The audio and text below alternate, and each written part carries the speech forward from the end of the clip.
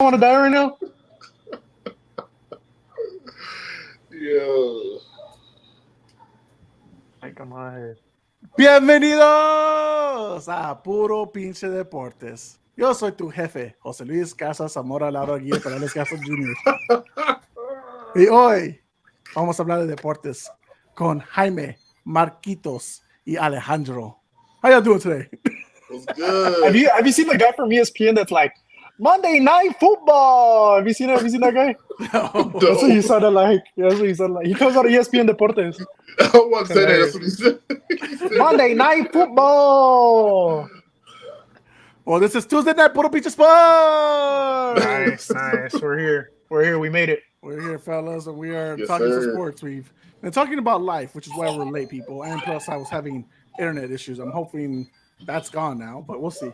But anyways, guys, we've had a fun weekend of sports. I just want to go around the room, guys. Like, well, you know, sports, a lot of things happened this weekend. How are we feeling about sports? UFL, Final Four, championship games. How are we feeling? Talk to me. Hey, it was a beautiful weekend, man. Like, shout out to the girls. I mean, I've been bigging them up for like the last month or so, but I just want to continue that, man. What they've been doing, Juju, Caitlin, you know what I'm saying? South Carolina as a unit. Paige Buckner, you know, just the women involved, Angela Reese, Flo, like just shout out women, man, for putting on the sport and making it an interesting Final Four run, man. And like I've been tuned into them more than the men, but the men didn't put on the show last night. That was a good ass game. That was a very good game. So it was a good weekend. Marco, Alex?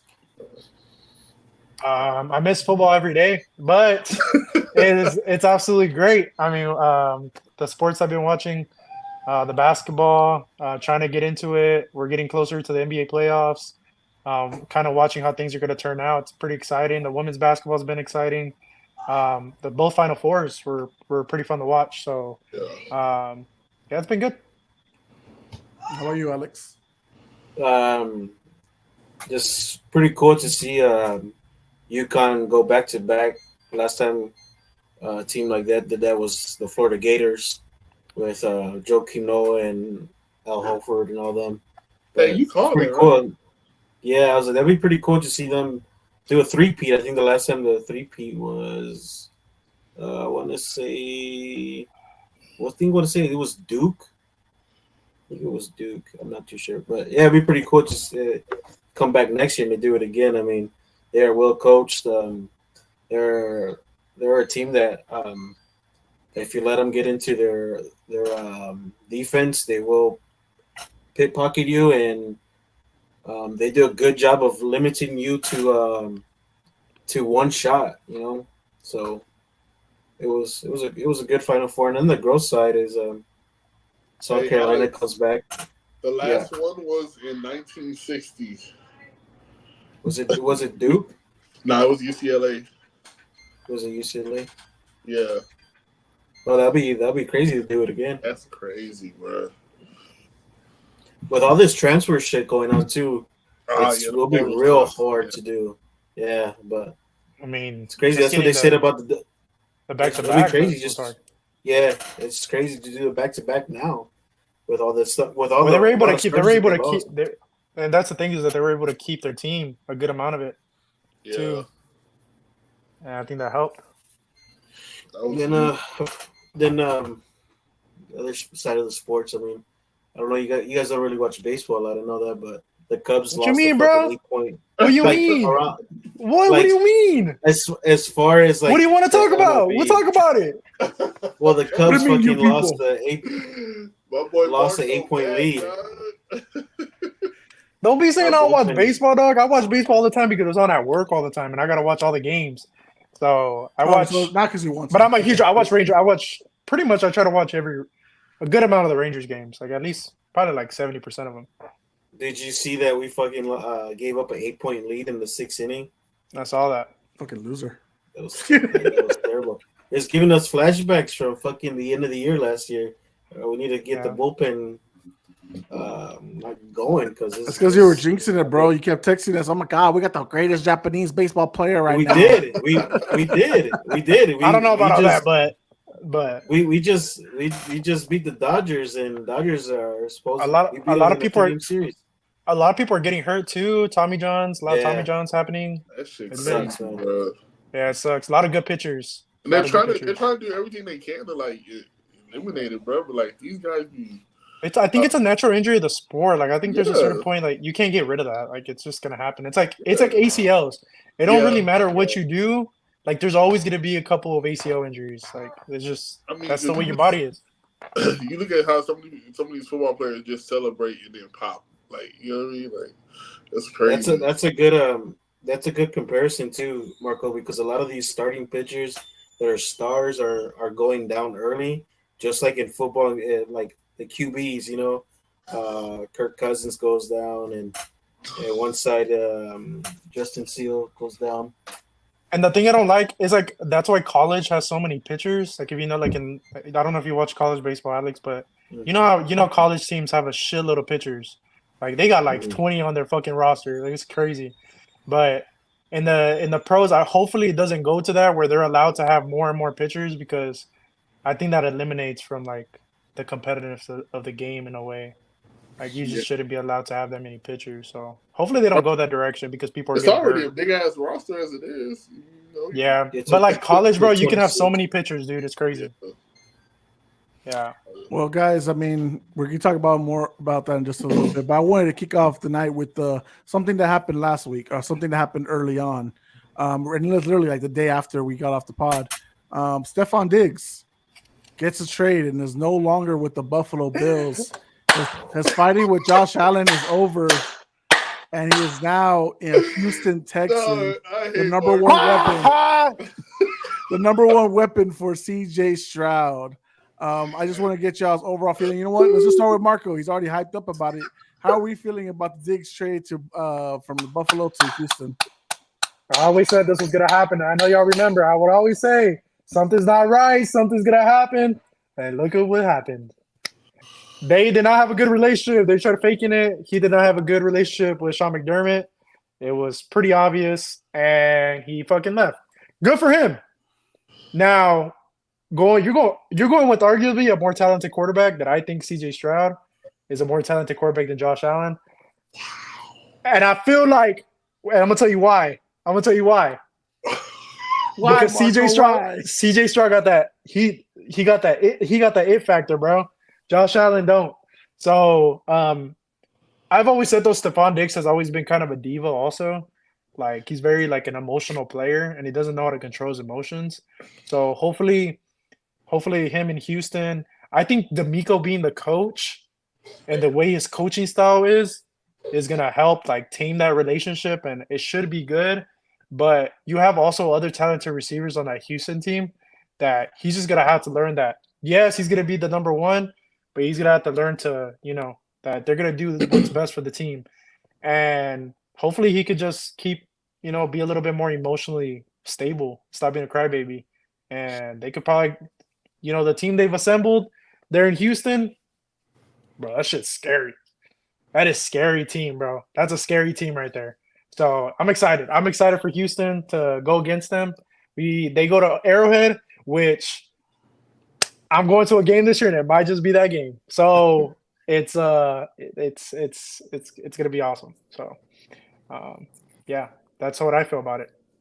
Fuck the Bills. James, obviously we are well known to what diva wide receivers can do to a team. We've had the history of T.O., Randy Moss, two of the greatest of all times. None of us really say Stefon Diggs is one of the greatest of all times, but just to see the level of like kind of maturity, like do you feel like this was the right call in the end for Buffalo? Yeah, because you kind of do away with that. You do away with the salary. You make room to just start over. Josh is still young, man. So you kind of already seen him kind of imploding. Like, they moved Gabe Davis. And then, you heard the rumors like Dallas was going to try to make a splash on draft day. They didn't make any type of splash, but. Yeah. They didn't even get wet. No Diddy. But, he is like that 90s receiver. You feel me? He has those sentiments of that 90s diva receiver. Like, and I don't think it's a bad thing. I just think it can be cancerous if you're not mature enough to like keep it away from like be in the locker room separation. You know what I'm saying? You can't be controlled. You can't just go out and play ball. Like it's good to want to be that guy that want to lead your team and want to wield your team, but you got to do it in other ways. You know what I'm saying? You just got to make the most of what you get. You can't be dropping passes when you call for the ball. Like you got to score. You got to show effort even when you're not involved. So him going to, and this is a young team he's going to. This team ain't mature. This team ain't got that many veterans. It just has sound leadership. You know, you got a young C.J. Stroud with a young Tank Dell and Nico Collins. You got an OG and Dawson Schultz, Laremy Tonsils down there. You know, you got Shaq Mason. You bring in a vet like Daniil Hunter. So there is a few vets over there, but it's still a very youthful team. So you don't want to go down there and ruin what they have a chance at creating. So if he can go down there and just be a guy that can help CJ and then mentor these young receivers, shit, they're going to be special. Like, they can be very special. I wonder why Marco didn't bring up the fact that he wanted to go to the Chiefs. And they vetoed that shit. Like, well, to be fair, what they told I him don't think it would was have taken him. what they told them was you can seek a trade. The only team we're not going to agree on trade upon will be the Chiefs. no, So I don't think it's not that he went and looked for the Chiefs. They never, it was not, the conversation never started in the first place. That would be something crazy, boy. No, I don't really think they it have the would've cap happened. space for it, and I think they're more focused on their defenders, I the would've wanted defensive him side of the anyways. ball. Alex, Fuck out of here. Alex, obviously you're a big Josh Allen fan, and you see what he can do with the ball. This last year, you know, he went the second half of the season looking good, even with that, you know, with Stefon Diggs on the field, but not producing much. How do you feel overall as a guy who's been a big component about, let's see how they look after their best player is gone? How do you feel about Josh Allen's future next season after losing his two best wide receivers, arguably?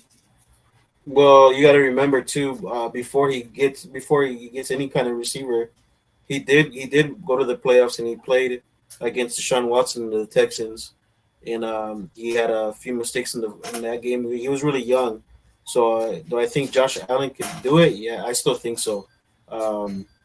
We seen it in the last stretch of the second half where it's not that Stefon Diggs failed to make an appearance in any of those games. It was more of the offense changing its ways. It was early on. Marco said that he was one of the first ones to see it. That there was no really chemistry there anymore with all the fighting that's been going on behind the scenes, and it showed. Like I said, they moved away from Stefon Diggs in the game plan, where he was the third or second read, and it showed that they could win like that. Another receiver that was done like that in the past was Miles Austin with the Cowboys, Victor Cruz with the Giants, and Des Bryant. Whenever I guess you could say a payday's coming up. It's my washer and dryer. Oh, I was like, R2D2 showed up or what? But you've seen it in the past where the offensive coordinators think that they could win without those type of players, so they start changing the game plan, and most fans will view it as, oh well, this guy is not coming out to play anymore, which is not the case. It's more like, well, now they're not game planning. He's not the featured guy. Yeah, and that's what I hate about where people say that Stefon Diggs is not the same guy anymore. He didn't show up. That wasn't the case. Like if you really watch the game, like, bro, he's not the first read. He's not even the second read some of the time. Yeah, because if you remember we were talking about this, that they started going to like a 12-man personnel. Yeah. They were going like they started changing their game plan, and it was almost like hinting at the direction they were kind of going in a sense. And I think they already knew that he was gonna leave. Mm-hmm. I think they already knew. Yeah, so I think it was almost like too though. You had to see how they were building. Like you draft James Cook, you don't really show the splashes, but you know he can be that guy. So you start giving him a little bit more of the ball. Then you start featuring Dalton Kincaid. You start moving off of who's their original tight end? Knox. Knox. You Knox? start moving, Oh, yeah. you start moving off of Knox. You start featuring Kid K more, so you can tell they're trying to get younger. Like, and it's like and I agree with Alex. Like to say Stefon Diggs isn't that guy no more. Like, he's never been the fastest guy or the shiftiest. He's just he's a really good route runner. You know what I'm saying? Like, he's been molded that way. So, like, he's not even a diva. He just know that he can help win a game, and that's what you want out of your star players. Like, and I mean, it sucks that it happened, went out the fallout. Like, I'm pretty sure you're gonna start hearing more messy stuff come out little by little. But I mean, they already. Well, one news reporter who was there week one just recently brought up the fact that he noticed Stefon Diggs and Josh Allen clapping at each other after the week one loss. Yeah. If you remember, folks, that's the one where he threw 4 picks at Josh Allen and they lost to the Jets after Aaron Rodgers went down. So if it already started again in week one and we knew the offseason problems where Stefon Diggs wasn't showing up to practice and the coach, Sean McDermott, was saying, oh, well, it's an issue. And then he's like, oh, no, it's not. It's a non-issue. And so you already know, like, shit was going down. I've always said that there's always been something shady with that, like, that front office and, like, the coach. Ever since they fired the what was he, the defensive coordinator? Do you remember when all that happened? After all that happened, it seemed like shit started going downhill. Like, the chemistry, they all started fighting. Like, I said like some shady stuff. I said that because they fired Jose. Who's the coach? He used to coach Leslie Frazier. Leslie Frazier. They fired Leslie Frazier over that bullshit call. When it wasn't Leslie Frazier's call, it was actually Sean McDermott that called the last play that allowed Tyreek Hill and Travis Kelce to make those big plays. And then he took over leadership and everything went south after that. He fucked up his money. That's when A-Ball went to the Giants and everything else was shit after that. That's why Jose was like, all these picks are coming out of nowhere because who's not there to mold them. Yep. I have a theory too. And look, I get it. You have a star quarterback and stuff, but I don't know anything, right? I'm not an insider. I don't know shit. But I bet you one of the things he got mad at the beginning was he probably saw the shady stuff and then how much, yes, your QB is the most important position in the locker room. Like, that's probably your most important player. But I'm assuming, like, a lot of times when bad stuff happen, a lot of the blame would be shifted off Josh. And it would be like, oh, the receivers. Oh, Sean McDermott. Oh, this. But it was never Josh. Josh is the lead. Josh is this. Josh is that.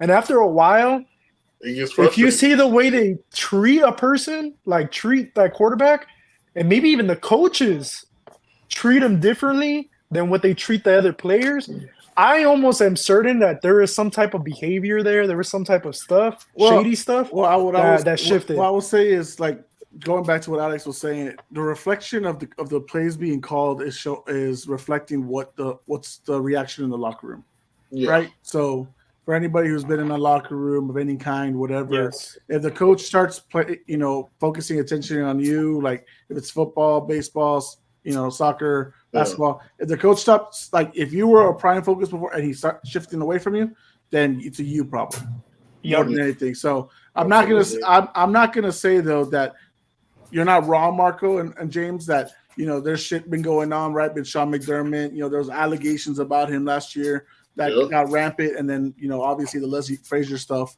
but there's always more smoke than behind the scenes, and so we don't know what's going to happen. I am curious though, because now Josh Allen is in a situation that yes, Joe Brady is a much better offensive coordinator than what they had previously.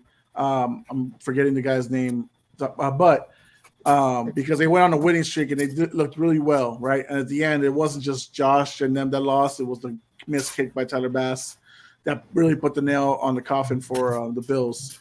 But we'll see what it does, because now Curtis Samuel is your number one receiver. And he's at best a wide receiver 3. So we'll see how that goes. We got some comments here. Going back to what Alex was saying, CZ goes, James number 1 fan. Chicago Cubbies aren't the real deal. Dodgers had a bad week. That's all. And then he also says, enough of the NFL. Did y'all see Destroying almost decapitated himself on his tackle? He's talking about our kicker for the UFL. Yes. For the Brahmas. He fractured his neck. Yeah, fractured his neck. Now, I felt so bad, bro, because like I follow that kid, bro, like a lot. Like me and my nephew, because I watch a lot of his one-on-one videos. I think that's pretty dope what he does. You know what I'm saying? Going from city to city, just putting spotlight on unannounced kids. You know what I'm saying? Allowing them to show their talents, not knowing who's going to watch it. The NFL picked up on it. They start donating gift cards and jerseys and cash and stuff like that. And behind the scenes, I saw how hard he's been working over probably the last 4 or 5 years, putting his money and focus into training, into going with someone like the kicking gurus and like having kickoffs versus some of these guys. And like he really put his all into getting on this team, and he finally made it. And for something like that tragic to happen, bro, it's like it kind of sucks, bro. Like it just. And there's a guy who almost shares a birthday with him, right? Because he's December 2nd. I'm December 3rd for people who want to know. Send me some Cash Apps money. But that's later on. But anyways, yeah, you're right, James. He's 27. He's up there in age. You know, he's been doing what he can, grinding behind the scenes to try to get to this position. But it's also you're also showing your lack of knowledge of the sport, because the way he did tackle was like it was like he was trying to be a wrestling move.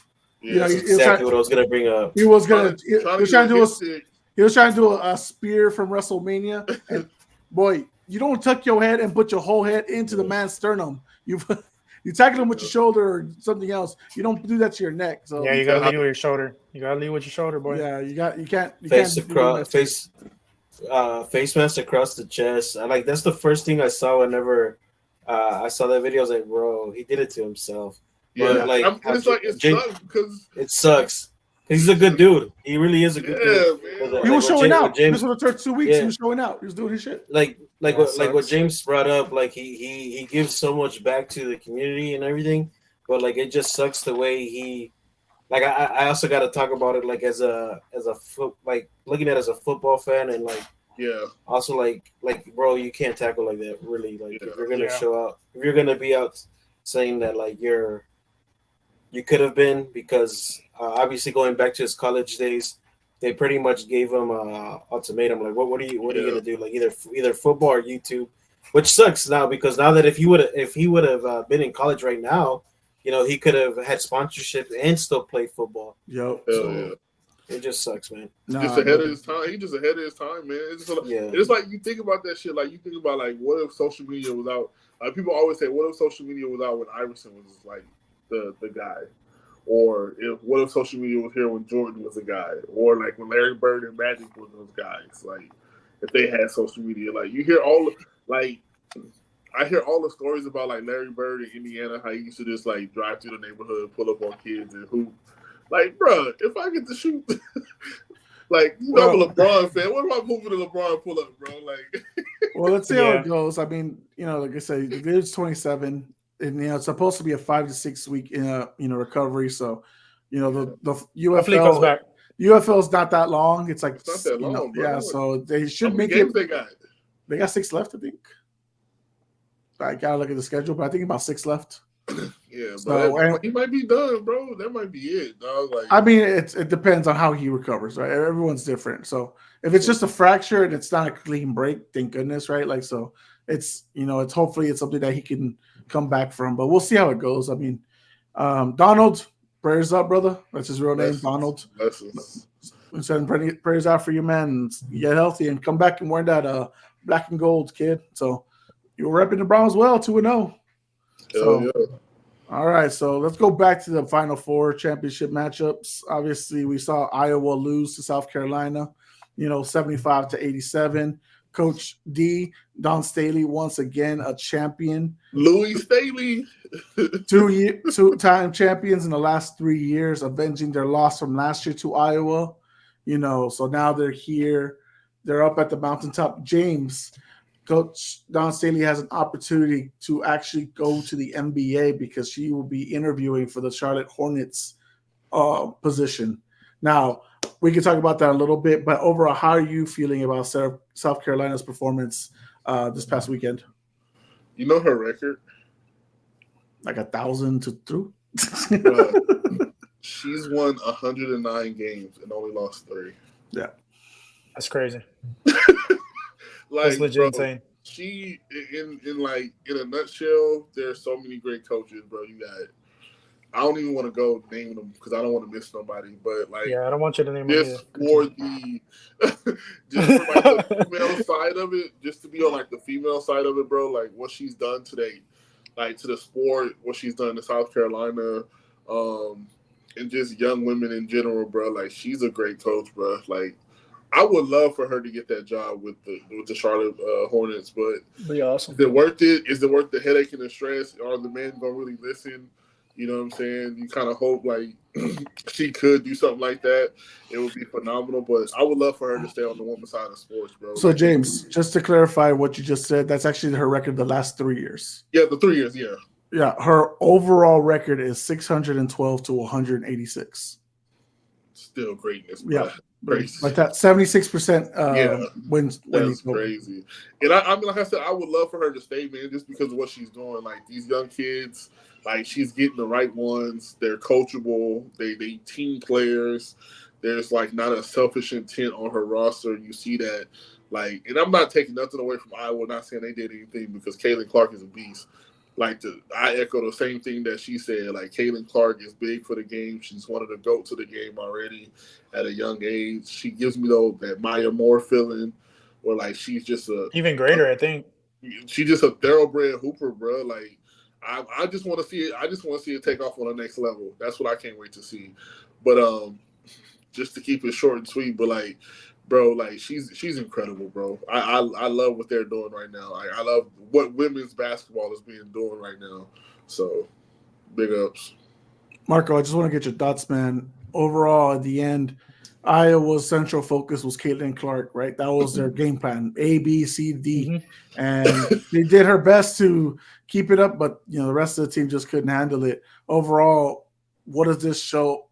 I mean, more or less, what does this show for Caitlin Clark in Iowa, like in what it means to be a team overall? What do you think? Yeah, I think when it comes to her being a good teammate, in the sense of that she did what she could for her team, you know what I mean?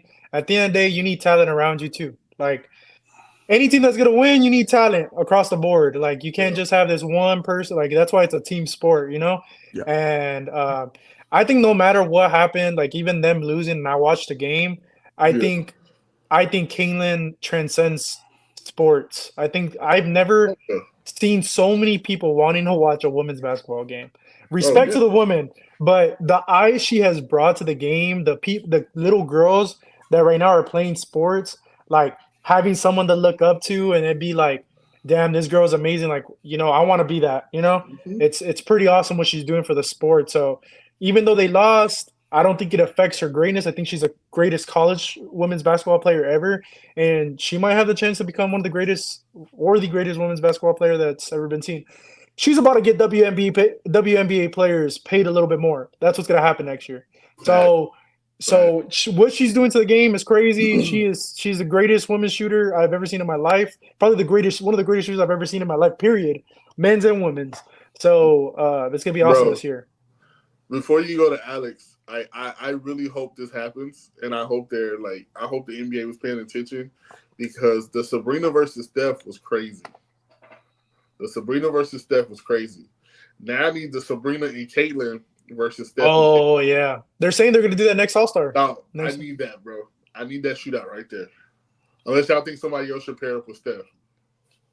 We'll see who volunteers. I don't know. Right? Clay might be playing with the Spurs then, so might work out. Clay can go to the East.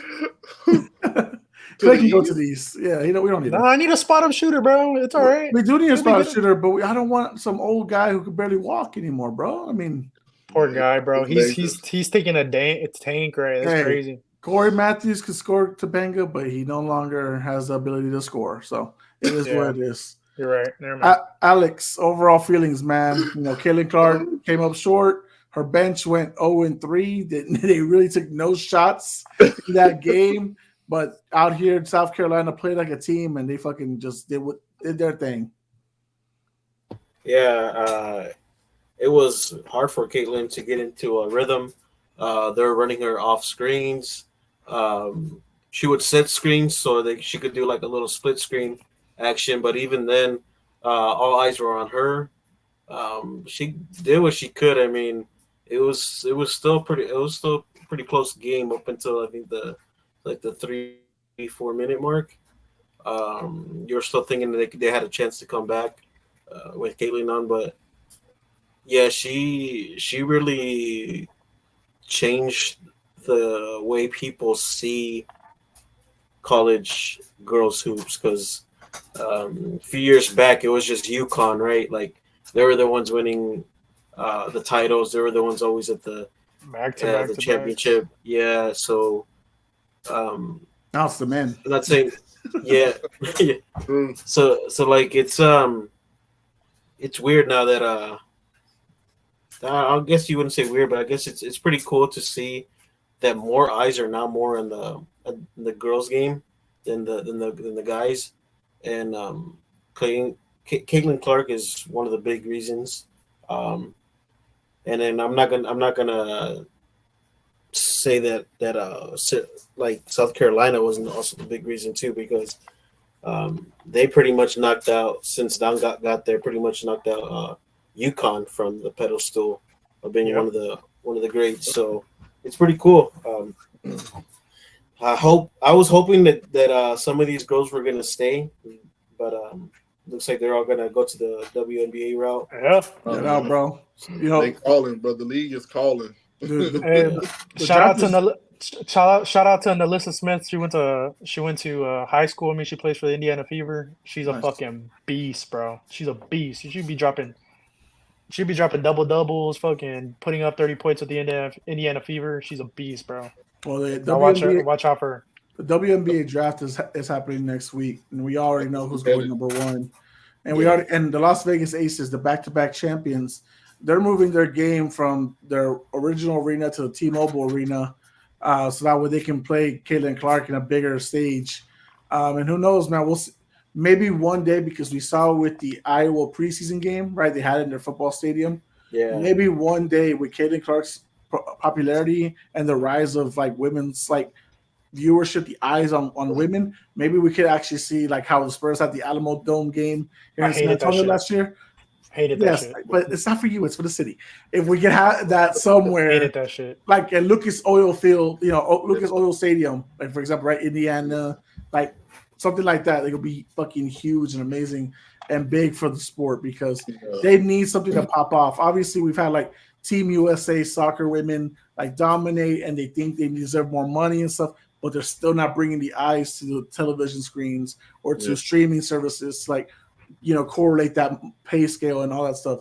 So we'll see what these women in basketball can do to help along that way because there's still a long way to go, but they're going the right direction. Yes. The light's there, man. She's the female Steph Curry right now. So it's like it's perfect timing, man. I hope she can catapult these guys to a level of viewership that is worthy of being put on that stage, and they do get paid for what they do. Because some of these girls can actually really hoop, bro. Like it's worth watching. So I just want to give some key stats from the game. Obviously, like I said, the game was 75-87. South Carolina out-rebounded them 51-29. That's huge. When you have the size and you watch the ball the more. size they have on that team, bro. Compared to if you were watching the game, the size Iowa's South small. Carolina has, Iowa's been that playing was small small. all year. They have 4 starting guards. yeah. So they're a tiny group, and their bench got a total of 18 minutes. Iowa, 18 minutes. And Bro, I'm looking at their minutes right now. Their starters 27-35, 40. They were gassed, bro. The last 10 minutes, dude, the last quarter, they were gassed. Caitlin was done after that first half. Yeah. Yeah, she still was trying her best. She was 10 for 28. That's crazy. Yeah, no, only one other player got more than 10 shots off and still wasn't also enough. That's wow, bro. But anyways, let's see. Alex sent us something. I don't know if I should be watching that right now, Alex. I'll watch it in a little bit. Got some Shaqtin' the Fool shit going on here. All right. Obviously, UConn was able to go back-to-back. They were able to slow down the rise of Mr. Edey, a.k.a. Zach Edey. and they Zakiri, were bro. able to Was hold balling. them down 75-60. Alex, start with you, man. UConn goes back to back. They're making a name for themselves after the women have done that for the team or for this university. How are you feeling about UConn's men's team? Yeah, man, they just play as a whole. I was watching pay attention more to the Illinois game. I think it was the Elite Eight. I think it was 26-27, and they won a 30 point run or whatever. And bro, I'm telling you, they hold their opponents to one shot possession, and then they don't give up offensive rebounds. They everybody's to the ball and quick outlets and quick pace. So, um, yeah, they just to me that they're a team that's all around a kid. You guys hear him? Yep. Yeah. Yeah. Knock him out. Yep. But Knock yeah, out. they're just a team that's built all the way around with Purdue.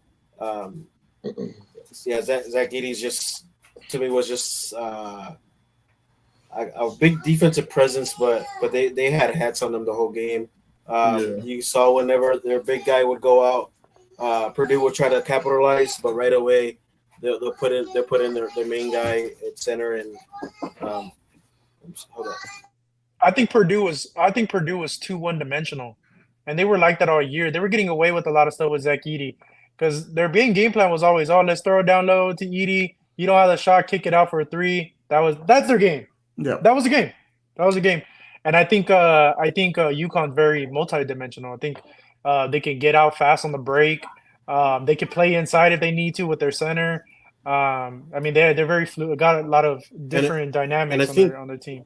And I think they went 0 for 7 too at the 3-point line. That's pretty crazy. Dude, they shot so bad. They shot so bad. So let me tell you something. An interesting stat I saw today. So like you said, Marco, they're really kick the ball out. They're basically like the Houston Rockets, James Harden. Remember that shit when they missed like 27, like fucking straight threes? Yeah, that's what they are. That's kind of how they went. So like yesterday, they went 1 for 7 at 3-point shots. That's ridiculous. This is their record over the whole season. When they make 5 3-pointers or more, they're 28-1 record. When they make less than 5 3-point shots, they're 6-4.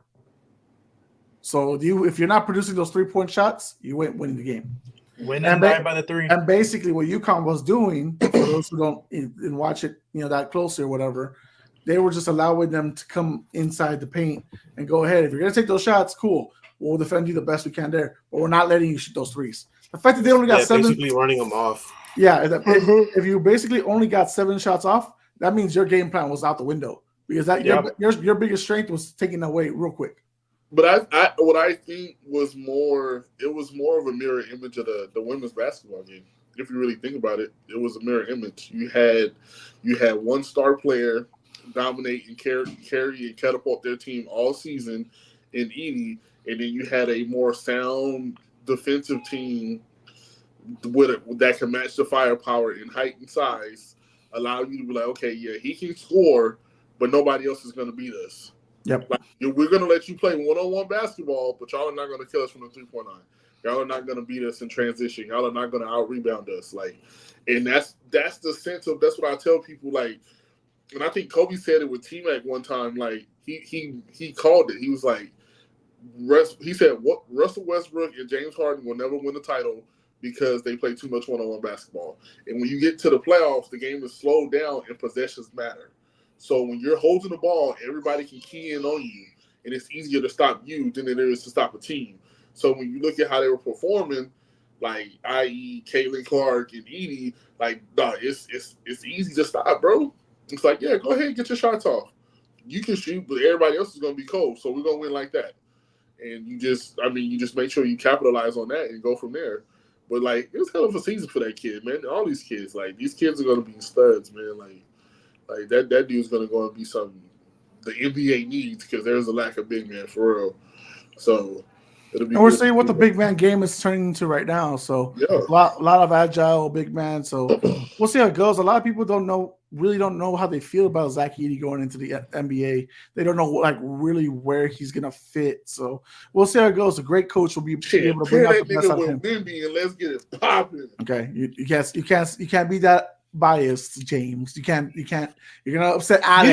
You didn't want Wemby in the first place. Don't be acting like you want him now. Nah. I remember that. I'm gonna hold that shit against you. You wanted that not and top 10. I don't want to see you at a fucking game. You wanted that not top 10 rook, Scoot Henderson. He's been going for 3-4 to the season. I've already said my piece, bro. We're good over here. Nah, bro. Nah, fuck that. You said. Never forget. Nah, you said. I want Scoot Henderson, bro, because I'm gonna tell you why. We need a guard. We need a guard, bro. Big men to be big, meaty men. I don't want them stick figure fragile little bitches. That's what you said, bro. That's what you said. Y'all done? No. All right, go ahead. Finish. I'm done. All right, I'm not. Fuck that. You said you didn't want Wemby. I'm gonna remember that. And when I see you talking about Wemby, I'm gonna remind you every time. Yeah, where's your Remember Wemby what shirt? you would say. Where's your Wemby shirt? You should be wearing that. Hey, hold up. Who was the one that I don't know who it was, but somebody said that the Spurs were gonna win. I said they were gonna win 30 games, Alex. Okay. Somebody said they were gonna win 40. Somebody said they were gonna win 40. No. We said 35. We said 35. No, James said 40. I think I did. I was somewhere crazy around there. I said 30. I said 30 something. To be fair. Hey, but Alex, we could have won 40 games, dog. You saw they not passing my guy the ball, bro. If we would have played like we played the last 10 games, maybe 30 at least. Stop. 30 at least. We saw how selfish our players were. No. Yeah, that's what I said. If they wouldn't ball hogging and hating on Winfrey, we probably get like 30. My issue with our team this year, and Alex, this is your fault. Okay, now we're gonna rant about how sucky our team was this year. Right, the season's almost over, so this will be the last we get to talk about them. Recap. So. I mean, basically, you saw it. Malachi Branham, Jeremy Sohan, all these guys didn't want to pass the ball to an easy layup, an easy shot. And that's the thing about when you come to the NBA and your team doesn't have an established number one guy, and so you think I can be that number one, and then you find out, this 7'4" Frenchman is going to be the number one. Well, maybe I can still do my thing, and then you find out, no, you can't. It's not you. But it's just sadly that these guys were so immature, and I don't know what this means for their future, right? Because a lot of these guys are under rookie contracts, and it's going to be a deciding factor. Like the only ones we're really paying is Devin and Keldon. And Keldon's gone. I love Keldon, great personality. Bye. I'm sorry. You drive to the ball, you fall, you trip, you lose the handle. No, bro. Like, it's sad, bro. You're a 6'6" power forward. The fuck are we doing here with a 6'6" power forward? I love him. Good guy, did a lot of great things for the times we sucked ass, but we can't win with him. Yeah, no. So, but we were optimistic. We were optimistic this year, and I wasn't. I really thought we had a chance. I thought these kids would. I mean, like you said, coming off of their successes prior to him, knowing what type of talent you're bringing in, I thought these kids would be excited. I thought they would be able to be running, gunning, looking active and fit and sharing the ball. Like, Keldon got a chance to shine with the USA team. Vassell was coming into his own. I will say, I do, and this is going to hurt me, and it's going to probably bother some people. Pop is really not there to take this team to a playoff atmosphere anymore. Yeah, because it's a different culture. I said that. Yeah, I said that. At the beginning of the year, I don't think Pop's going to be the one to see this team in the playoffs. I said that's what I said.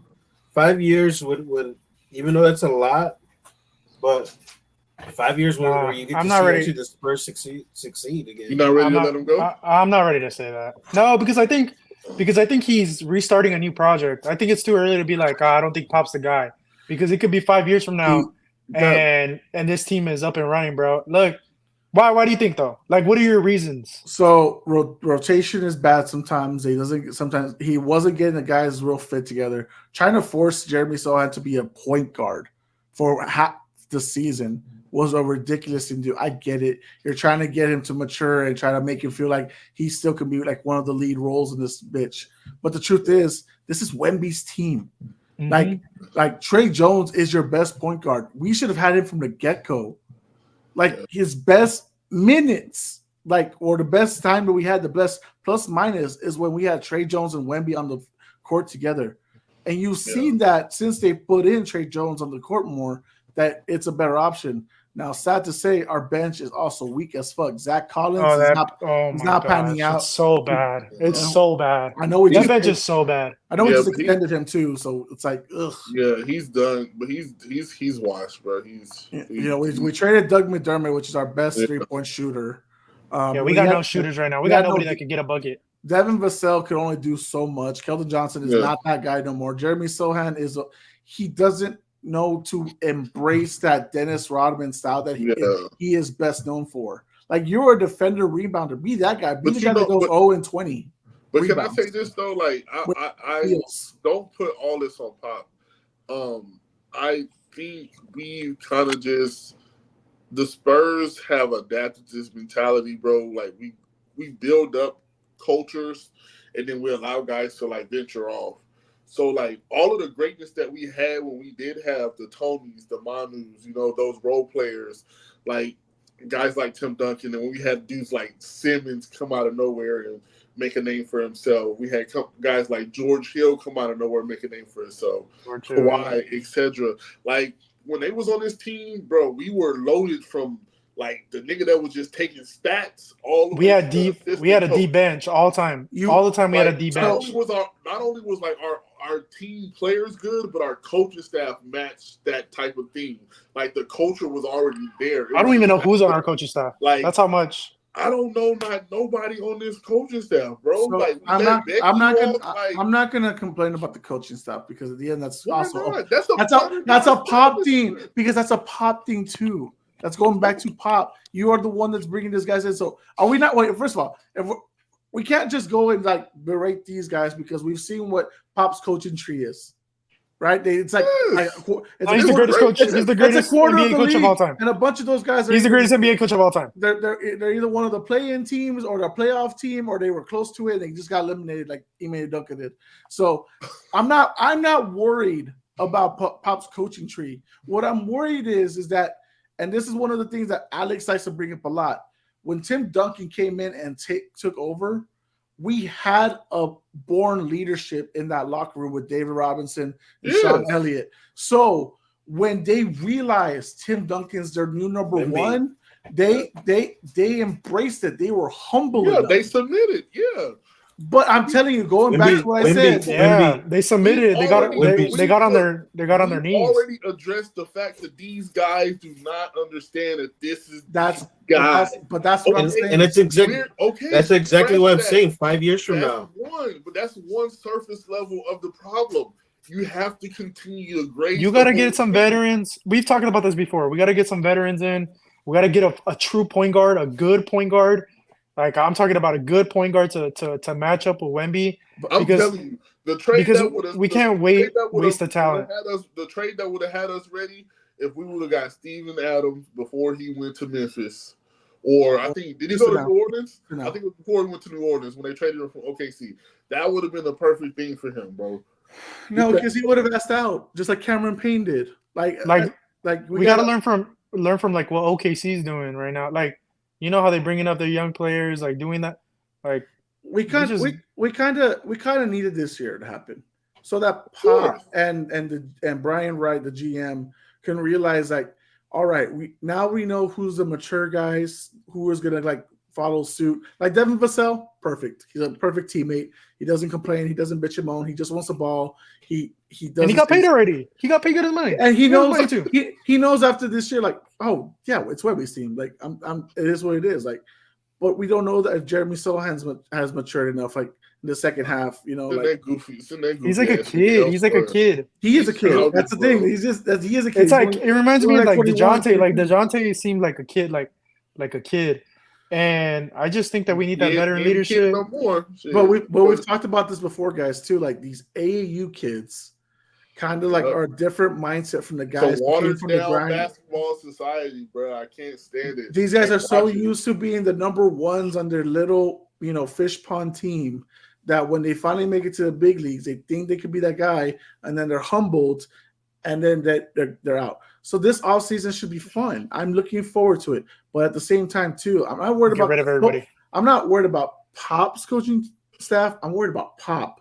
I want to know how much he wants it still. He's a Hall of Famer. We saw him get all the love and flowers last year when he got inducted in. Is he all in still? Because I get it. And this is not to take a shot at his personal life or anything like that. And it's, he lost his wife. He lost his wife a few years ago. His kids are obviously grown and they have their own lives. This is essentially what he feels probably he has left. And I don't see that anger in him, that motivation, that nasty that he brought out for this team before. And when these kids would not pass the ball or they were being selfish, he would bench them and keep them out the game forever. He's done it a few times like Keldon, but I need him to be hungrier more. Yeah. Wemby's getting the best, treatment possible because he's learning from the big three, LaMarcus Aldridge, David Robinson, and all these guys behind the scenes. But on the court, I need to see that fuel. And if it's not there because he is on the older side, let's start calling Becky Hammond, bro. I'm just saying. Let's just start giving her a call and make her the highest paid coach. Yeah, so I mean, I'm happy for us. I just want to see what's going to transpire. Like you said, I'm looking into the offseason as well. Trae Young's a big option. And hopefully we can bring in Trae Young would be nice. Hopefully we can bring in a nice piece, man. Hopefully it's not somebody that's too aged and that's on like that last leg. I think we can bring back someone like this. Sounds crazy, and I was thinking about this the other day. Like someone with that veteran that knows the team, that knows like somebody that could be on the bench, like Patty Mills, bro. Somebody that bring like the culture back, like it's not even the sense of bringing the original culture back. It's just having vets that teach you and help you see the game, like see angles, like time management, stuff like that. We haven't had that leadership since DeMar DeRozan left. Yeah, let's be honest. That's true. That is very, very true. And I'm telling you, it's very sound, bro. When you have that and when you can see that, it does a lot, bro. It speaks volumes. Like, you just look at those teams that, like, with those coaches who coach underneath Pop, you can kind of see it. How Mike Brown had Sacramento, how Ime Udoka has Houston. You know what I'm saying? Just looking at these guys and how they perform and how their kids are responding. Like, Houston sucks, bro, but like you can see them making that turnover. Like you can see them playing together. They're actually understanding. They're following Fred VanVleet. You see Jalen Green is becoming a little bit more mature with the ball. Like it's little intricate things like that you want to see to let you know, okay, like the light's on, it's clicking. They're beginning Houston next year will be a problem. They will be I'm telling you, just like, and it's just those little bitty teams, man. You see, like how Monty Williams had the Suns. It's just certain things that you can see in coaches, man, and these coaches can see in a player that not everybody can speak to. So your vets speak up, and then you just see it take from there. I do think it's gonna, obviously, as fans of the team, we're just gonna continue to have to be patient. Just trust the process. Sure. Because I feel like sometimes I get pissed, but it's like 20-something years, 20. Like, bro, some people can't even keep a consistent 3 to 5 years of greatness. But when you get 20 stable years of greatness, bro, like straight playoff runs. Like, come on, man. Consistently winning 40, 50 games. Patriots fan. Making the playoffs every year, So we have a comment. Us Spurs fans are going to be like the Cowboys, all in? No, not like the Cowboys. No. Cowboys. No, we don't. Cowboys have their own issues going on. Okay. Something's wrong with them. But hey, something's wrong with them, like James. Can we honestly make this comparison that the Spurs and the Dallas Cowboys are very don't be comparing us when it comes to off-season transactions? No. When was the last big trade the Spurs made? No. The last big trade? Big trade. That was successful. That worked out. LaMarcus? No, that was a signing. That was a free agent signing. Oh, it was, right? Free agent. Last trade? DeMar, I guess. He got us the play-ins. I don't think that was. That's the closest thing. That's what I'm saying. Murray? No, he was drafted. benefited. I mean, we benefited because we traded away DeJounte and we got Wemby. Yeah, we did. But Oh, okay. I see what you mean. Yes. wait. We, Alex, you said we. You're Well, that's that's now. as in us, like What the fuck? I'm not a Spurs fan. That's crazy. That's Hey, crazy. Yeah, Hey, we. amplify that shit. Look, You're gonna have to clip that. You're gonna have to clip that out. I've one of lived here us. for half my life, and bus. that's all I fucking hear is Spurs fans. So of No, course because I'm it's gonna watch it. you sometimes do that with the Cowboys too. You sometimes do that with the Cowboys too, though. Look, because that's all I fucking hear when I was in school, and of course I'm gonna watch the game. So I'm like, fuck it, I'll just watch it. Hey. But It's okay, no, it's but okay. with the okay, Spurs, We accept you with open arms. We with accept the you. Spurs and the Cowboys is different though, because I actually enjoyed watching Tim Duncan and Ginobili and Tony Parker play. Oh, With the Cowboys, I hated Tony Romo. I'm with you. Like, Bro. I hate watching. I'm with you, bro. I'm with you. Nah, Bro, I like how Tony do y'all Romo, hate bro. Tony Romo, bro? He didn't even do nothing Different to anybody. topic. This is a different topic for a different day.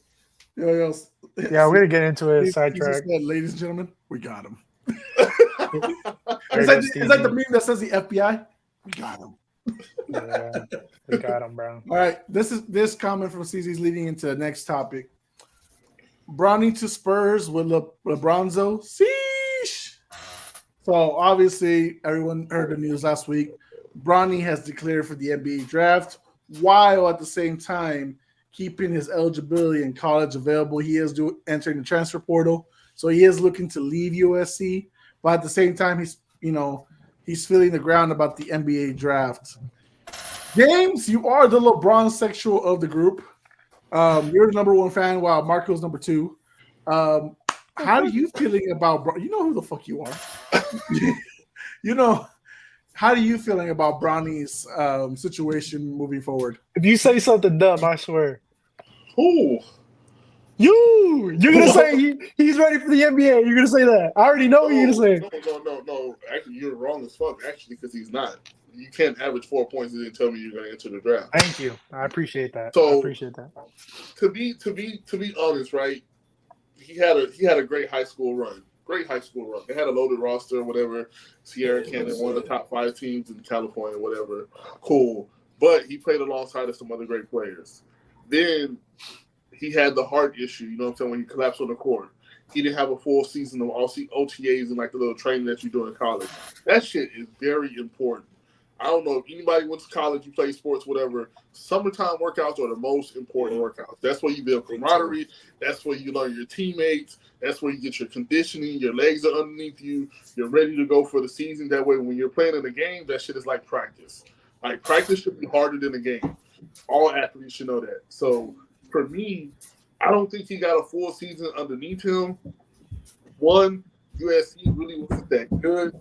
And two, like, I don't think he's well enough established to deal with the 82-game season in the NBA, bro. Like, I don't think he's ready for that yet. Those are grown men. Like, bro, he's not ready for that. You have a big body, that's cool, but he's not ready to help nobody win. Like, LeBron was just pumping, like, he was gassing that man, talking about he can come in and help us. No the fuck he can't. Like, D'Angelo Russell is nice. Stop playing with me. Like, and he ain't fucking with D'Angelo Russell. He would be getting fried and clamped up by Austin Reeves all practice. So, no, I think he truly deserves a full season, if not a junior season, because he needs a season to establish himself, and then he needs another season to prove that he can carry the load. Like, if he's not ready for that, he's going to probably be a day 2 prospect or straight to the fucking G League. So, he's going undrafted right now. I mean, for what his numbers are, he should go undrafted. But because of his name, he will get drafted. Yeah, and that's what I'm saying. It's, to me, I kind of hate. I really do hate it, bro. I promise you. Like, because it's namesake. Like, it's namesake that's going to allow this kid to go somewhere, and teams are already fishing, knowing that if I can draft Bronny, there's a chance I can land LeBron James. Like, it's either one, we're selling tickets, or we're trying to make a run and be a contender. Like, you got 2 options. We selling jerseys and tickets, or we trying to make a run of, like, And no, LeBron's on that leg when he's not carrying nobody like that, bro. He can still do it, but it's not happening. You see the Lakers are struggling. So it's for me, it's not a good look, but hey, for his name's sake, God bless him, and we'll see where he goes. But he should have took his ass to Duke. You know what I'm saying? He would have been straight. Marco, I'm gonna let you go before you have to head out.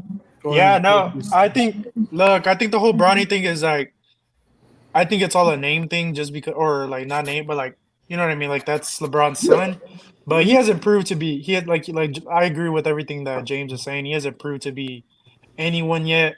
To say like, oh, like I'm gonna go to the NBA and I'm gonna do all these things. Like you couldn't start at USC. You could think you could be doing in the NBA. He was like, oh, well, I might get drafted, or I might go and get into the transfer portal, go play at Duke. You couldn't start at USC. You think you're gonna start at Duke? Yeah. Like, what are we talking about? This guy, and like, I don't think he has the talent. He's not built for that, I think, yet. I think he can maybe get there. You know, like there's the potential. Like he has a high IQ. Like you could tell he knows how to ball. But it's gonna take a while, I think. I think he needs to develop, do things the right way, and then find himself going to the NBA. But I'm pretty sure LeBron is kind of pressuring him too, because LeBron's on the brink of retirement. He wants to play with them. And so that's a thing as well. So but I honestly, as a father-son thing, I don't think it's pressure. I just think it's the it's pressure. No. Bro, that's the greatest, second greatest player of all time. The pressure is there, but I think it's more so of him just going and balling out, bro. Just like allow this kid to be a kid, bro. Like it sucks that who he is. Like that's his name, bro. His name's LeBron James. His name's. But he's a junior. It's their namesake. But I'm just saying. But he didn't bring it upon himself. He didn't. Who brought the spotlight to Bronny? He didn't do it. He's not really like that. He's not really thirsty for all that either. No, if your dad is arguably top 3 all time, regardless of what anybody says. Nah, say you think he's the greatest of all time. Don't say. Why are you saying top 3? Why are you saying top 3? It's up for debate. No, but why are you saying top 3 when you always show up and say he's number 1? Why are you saying top 3 now? Are you a true fan? So is Jerry Rice's son? How come he's not getting that much exposure, or the media not hitting that much? Football different. Jerry Rice not the same. If it was like Tom Brady Jr., Look at Ron. Look what he just said. He said the goofiest shit ever. My son's not going no later than 5. Get the fuck out of here. Like who's the no. Like he hasn't showed anything. Yeah. He showed it, but like, bro, y'all gotta win some games first. Yeah, we were hyped. You know what I'm saying? He needs to start first. It was a black power movement. Fucking Coach Prime was Malcolm X, and we was loving it. And then y'all got punched in the mouth on live TV by Oregon, and then we was like, all right, let's calm down, y'all. Let's go back to the cookout. And so everybody was chilling. But we can't take you anywhere. We can't take you anywhere. I swear to God. Alex, I'm just saying, bro. Go ahead, Alex. It's true. No, I don't think he's NBA ready. And if he gets a spot, like I said in our text thread before, Jello, it's gonna really piss me off because Jello really never got a shot. People were saying because nor did he deserve one. No, but I still think he had more potential than what Bronny has right now, because he could score. I mean, the one thing that was lackluster about him was his defense. Shoot. You mean he can shoot? Yeah, he could shoot. He can shoot, but he can't dribble to save his life. Can't play no. But defense. he was never able to. He was never able to like get his minutes with like if you watch his games like. He would get spurts minutes, right? Like 5 minutes here. Okay, but Alex, and get 1 or 2 shots. I don't know why we're talking about Jello. No, but look, Alex, can we be honest?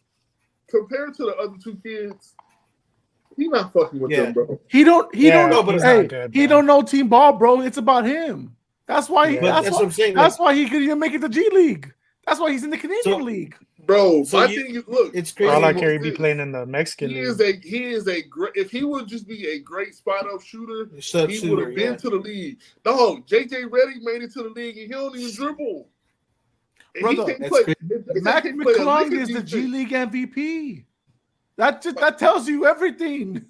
I'm telling you, bro. Like my thing, So that's I don't feel bad for him not making it to the league, bro, because his brothers are great. They Bro, put in the work. the NBA is so you're talking about the best players in the fucking world, bro. Like And like that shit but is that's what no I'm joke. saying. Like even with Bronny, bro, like that's what I'm saying. He has to solidify another season in college Yeah, ball, bro. You I agree. have to. I think he 4 points- transfers though. I think he 4 leaves points USC. is not enough. And I hate that fucking transfer portal, bro, because it's not gonna leave no consistency nowhere for kids. You got like the girl that lost to LSU, joined LSU, just lost to Iowa, now she's transferring again. Like, bro, come on, man. Hey, we can't. NIL. Here's the thing with the transfer portal and shit like that. I'm not gonna complain when they want to leave, because at the same time we don't know what's going on behind the scenes. Yeah, If Haley and Van Lift did not like it there after the 1 year that she had there, then something's going on with her and the coach. She didn't agree with, so it's fine. Leave. If you don't want to be there, don't be there. If you have the opportunity to leave, leave. Right? Yeah, It's the same way we talk about it. If you're a free agent, you can pick a spot where you can go, then go. Okay, then it's your prerogative. It's your life, and no one's gonna respect. You ain't lying. That is very much true. So I just want to say, James, I'm gonna agree with you. The fact that I think this all stems from his heart attack. Yeah. Right. There's his cardiac arrest. True. Because at the end, like I know Marco said he needs to start more. Well, he never got the chance to really get his body right. Yeah. And I think That's true. I think in the end that maybe and this is the thing, it's an ego thing for me that I like. Yes, Alex says, LeBron put him in the spotlight on him. Yeah. He didn't put the spotlight on himself. Well, if you're looking like this, wanting to get out after this team helped you to try to bring you back to life and everything like that, then you are actually putting the spotlight on yourself. Yeah, it kind of looks like that. Yeah, I agree with that. So, yep. If you wanted to always be on a better team with a better coach, you should have done that from the get-go rather than stay at home, at USC. And that's kind of the thing that I don't like what Bron has been doing for himself, right? He's only staying in LA because that's where his market team and all his, other stuff and ventures is going out there right now. So now you're forcing your kids kind of be there too, and your kids deciding to. Bronny will be fine. He'll be a good role player coming off the bench for a team one day. But right now he's not even better than Thanasis Antetokounmpo. Okay, so whoever's talking to this kid in his ear and telling him you should get in the NBA draft, bro, undeclare. Stop it, please. Like you're not there. You're not even at the NASA's level. That's sad. Yeah, you need to get to the NASA's level. Yeah. Yeah. Come on, man. Like, bro, you're not even better than fucking. What's that one guy? Mac McClung will school him in the G League. Respectfully. And let's be honest, for those who've been watching the James brothers, Bryce has always been the better one. Bryce is better. If we're being completely honest, he is the freight train. That boy Bryce is good, bro. Bryce is a bucket. Cold. What Bronny has over Bryce is the intellect, the IQ. If he's your point guard, he'll be your true guy. Like, but Bryce got the physical. He getting big, bro. He's tall as fuck. Bryce is a big motherfucker. But he's the one that's got the genetics. He's the Lonzo and LaMelo, while Bronny's the LaJello. Let's not compare Lonzo.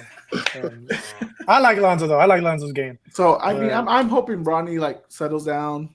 That's crazy, right? That they got famous like that. LaMelo was cold in high school. You remember that? LaMelo. Lonzo, he's still cold. He's still Lonzo, so good, bro. They're fragile as fuck, though. They're fragile as fuck. Hey, Lonzo had a crazy mixtape, though. That high school run he had was crazy. LaMelo's crazy, bro. LaMelo dropped like 70 against that one team. That shit was insane. I remember that. That half-court shot was crazy, bro. Fucking insane. That kid is, and he's pulling out numbers with Charlotte, bro. He's good. Yeah. We got the Brown Sexual has commented. Yeah, Bronny not ready. Just like Julian Newman, shake my head. Motherfucker still in high school. On God. Yeah, that's funny. That's funny. That basketball didn't age well for Julian Newman. Him or his sister, they started getting bodied and cooked by people. Yeah. Hey, sometimes you believe in your own hype, and that's what I'm telling you, bro. Going back to the AA shit. No, believe in your hype, way too much shit, bro. It's crazy because like what that's doing to basketball, man, and as a whole, like I think I was watching who was it? Gino Oriema was talking about it. He has two teams when he's not coaching UConn, like with his kids that he coached, and he was like, you know, he had kids that would transfer from his team because like they were on his team learning fundamentals, but he was like they wanted to go be with their friends because their friends were winning. So they switch teams, they go to the other team, and then they're not playing on that team because they're not good enough. And he was like, "That's what's wrong with AAU basketball today." And it's sad, bro. I think it's a cultural thing. I think kids aren't the same anymore. You Yeah, can't It's scream or coaching. put a It's kid in. discipline. Yeah, it's like a disciplinary thing. It's like, and then you know too, why though? Let me tell you I why. blame the parents. I blame Yes, yes. Let me tell you what's happening is that at home, kids are not being disciplined like they once were. Kids are letting them, like, kids can do whatever they want. And that's kind of transcending into, like, especially I'm talking about older kids, right? Going into high school and stuff, get into those ages, is like they're able to do whatever they want. So when they get on a team and they're trying to teach a kid discipline that's never been there their whole life, Yeah, it's not gonna be there, you know? And then other people see it and it's just like a fucking virus. yeah. Like, you know? And then I you think think that's about the kids that like I went to school with that are coaching, like those are single parent household kids. So they never had to listen to nobody.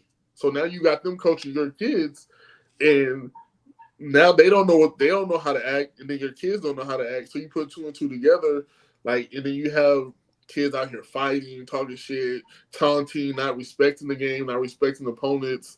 Like, you know, that's why you get all this craziness happening. The culture of instant gratification. We want everything so fast. We think we deserve everything.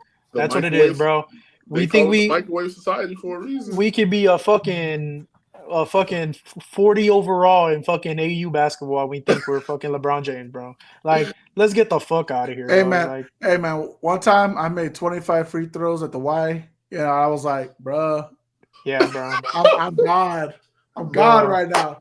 25 That's straight. all I'm saying, bro. 25 straight in the game at the Y. Oh, Yeah, bro. And people think because Jose you're was like, where do I sign? bro, Like, I was the most hyped 11-year-old there. yeah, we dropped 20 points at fucking Lifetime Fitness, and we I think was we're like, whoo. I was like, just oh my talking God, about teach me your jumper, Jose. Hey, I ain't gonna lie. I thought I was the shit at Highlands. I dropped 70 in the Spurs League game, bro. I was crazy. Alex dunked on an Air Force guy, and Alex thought he was gonna get signed the next day. like I was just talking about like travel ball with my friend because we're playing ball, right? And there were these kids playing. We're waiting for like the court, and there were this bunch of little kids playing, and they had like travel ball sweaters and shit, and they were talking mad shit to like each other. Spurs and one talking about that. I'm like, what the hell? Yeah, like I said it out loud that way they could hear me, and I asked one of my friends like, hey, what do you think about travel ball? Like, do you think it's a waste of money to be putting kids in travel ball where they could be practicing instead of playing like fucking 7 games a weekend? And my friend's like, well, it just depends. Like if my kid likes it, if he likes the sport, then I mean I don't know. It's kind of hard not to put him in there. I'm like, I told him like I don't even like that. Me, I would. Yeah, I was like, I don't think I could put my son in AAU because I know he's gonna feel pressure from his classmates whenever they go to school. They're like, how come you're not playing with us? Or the kids will feel entitled because they're in an AAU team or in a travel ball team. To me, I don't know. It's just so weird because I see parents like man, post and everything about. I think what you call this? Dale Curry had the best answer. He said, I put my kids in it when they were younger so they can establish the fundamentals of the game. And then he said, once they got around that 11 or 12-year-old mark, I start training them myself. That way they got disciplined. And then once they got to that 16, 17 level when they were in high school, then he said he put them back out there again. But like the culture is different. You know what I'm saying? Like these kids are able to like they're seeing superstars on a daily basis. You know what I mean? Like Dale Curry was with the Raptors when Vince Carter was there and Steph Curry was on the court. Like you see Jason Tatum with his son out there on the court all the time. Like the same thing when the Lakers won a title, you saw Rondo with his son. And if you go look at Rondo's son now, like Rondo's son is like showing flashes of his dad. You know what I mean? So it's like you see these kids are in these circuits in these areas. I've seen pictures where like LeBron is talking to Rondo's son. You know what I mean? Like you saw what Kobe was doing for the game with the Mamba Academy, like training like Kyrie, training Giannis, he's training Dame, he's training Booker, like Paul George, like these kids, like they were still learning on that level. Our generation, this generation don't want to learn, bro. They don't want to practice. Nah, I guarantee you, they'd rather be playing video games at home. Go to the nearest park that's by your house right now. I guarantee you that motherfucker. Fuck that. Let's not even talk about a park. Let's talk about on the streets playing basketball, bro. Like having a court outside playing basketball. You don't see that. You don't see no more. You don't see stuff like that no more. People playing soccer, like you don't at parks, like you don't see that shit no more. Like you don't see none of that. You don't see none of that. Jose just said the why. I just thought I got flashbacks. I was like, shit, I don't even see nobody there. I would go to St. Gerard. We used to go to Southside Lions. And go pull up and play basketball and try to fucking. I used to get in trouble for going home late coming from Bodie, walking across the bridge at night. My mom, like, what the fuck are you doing? Like, I would be playing basketball until 11 o'clock at night. The cops would have to kick us off the court. Like, yeah, because the park closed at 11, James. Hey, you got to get these buckets, dog. All right. So, no, dog, I suck, but hey, I was there. All right, Marco, I don't know if you got time. Yes, I got time. Let's go. Let's do one game. Let's do one game. All right. So last week we had James versus Alex, $15, to make a team. Today we're gonna do 2v2 draft. So it's gonna be James versus Alex again, but this time they picked who their partner will be.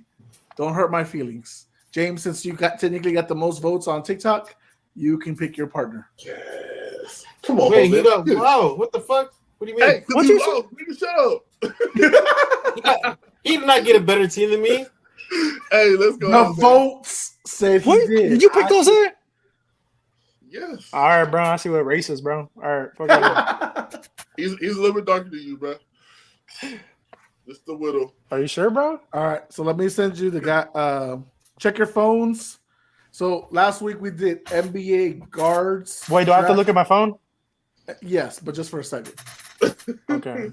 But this week we're gonna do NBA forwards draft 2v2. So basically, I'll flip the coin again. Whoever goes first will pick for their teams, and the next guy. You will not communicate with each other on who you're picking. You will just pick and trust your teammate. So that's that's the idea. Okay, so, okay. Marco, if you need to stay on your phone, that's fine. You and Alex can be the no facial profile picture guys, or however you want to be. No. I could just whatchamacallit? Let me just take off my mom up here. I can look at it. I'm swapping with Alex. I'll just whenever we're gonna pick, I'll just go back. And to be fair, Alex, TikTok is fucking with us.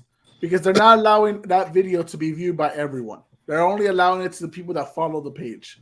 So the people who follow the page voted James. Okay, TikTok is hoeing us. So I can look at it. I'm basically right here, like I can see it on my phone. Right, so perfect. Good. So let's flip the coin. Alex, since I had James call it last week, you call it. Heads or tails, Vato? Tails? Tails, yeah. Tails. You got it. Y'all can go for it. But again, no communicating. Once again, 2v2 NBA forwards draft with the list I sent y'all. So for the people out there, let me let y'all know. Explain the rules. It's $21 to build a team because obviously there's going to be three. Each of us are going to pick three guys. So there's a $6 side. That's LeBron, KD, Giannis. $5 is Tatum, AD, Kawhi. $4 is Sabonis, Paolo, Zion. $3 is Lowry, PG-13, Jimmy Butler. 2 is Miles Bridges, DeMar DeRozan, Pascal Siakam. And $1 will be Kyle Kuzma, Jalen Williams, and Brandon Ingram. I might be a little disrespectful to Brandon Ingram, but I kind of came up with it on the fly. So, okay. All right, we got it. So, Alex, you will make the first pick for your team. Again, you will not communicate your picks with your teammate. Okay. Okay. I'm going to go KD. All right, James, Go on, Bron. Marco. I'm gonna go. I'm gonna go with. I'm gonna go with Kawhi. Oh, perfect. That's exactly who I wanted too. There you go. Bro, You y'all go. broke already. Ain't got no damn Yeah. team. Y'all already watched. You shut up. So they only have $10 left for the rest of their team. No, they got it. That's 11. They wasted Yeah. 11. They have $10 left. You start with $21. Yeah. Oh. Yeah, you have hold up. Okay. So it's my turn. So Come on, Jose.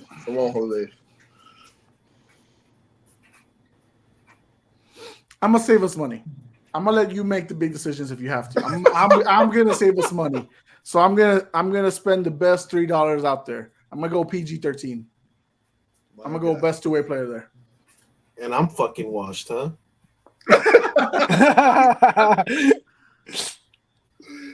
Yes, sir. Go ahead, Alex. It's your turn. Oh, it goes right back to me? Yes. Yes. It's not Snake. It's just regular. Alrighty. Let me get